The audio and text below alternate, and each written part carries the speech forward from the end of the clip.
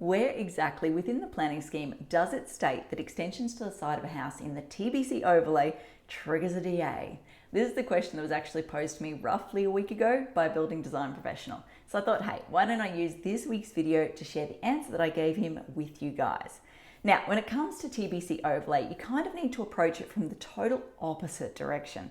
So instead of analysing this planning scheme, trying to come up with statements or specific clauses that say this is accessible and this is accessible, you need to approach it from assuming the minute you breathe on one of these sites, and I'm exaggerating, but basically the minute you do anything on these properties, you are going to trigger a DA unless you can find exemptions to cover each and every component that you're looking to do.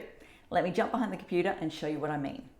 Okay, now I've got the planning scheme open here in front of me. What you need to do is come down here to Part 5, Tables of Assessment. Scroll down, you want Section 5.10, Categories of Development for the Overlays. Then you scroll down and you want to find this one here, which is Table 5.10.21, Traditional Building Character Overlay. Now, when you scroll down to the bottom of this table here, what you'll see is it says building work, if involving a dwelling house, where not located, blah, blah, blah, blah, blah, is code accessible. So any building work for the purpose of a dwelling house or related to a dwelling house is code accessible. That's the starting point.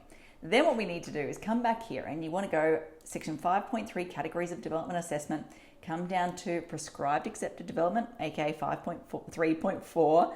Then you want to scroll all the way down to this part just here. And basically what it says, building work if in the TBC overlay for the purpose of a dwelling house under all of these circumstances is exempt. So we've got things like enclosing under the core, extending to the rear, internal works, carports under certain circumstances, etc., etc.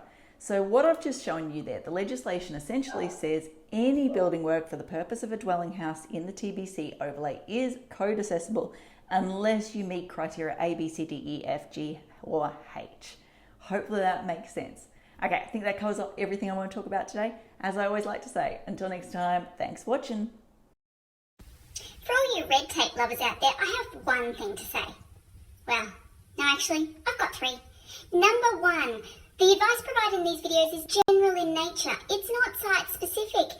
You would be a silly Billy to go and make financial decisions based on this advice without first checking with the town planner. Don't be a silly Billy.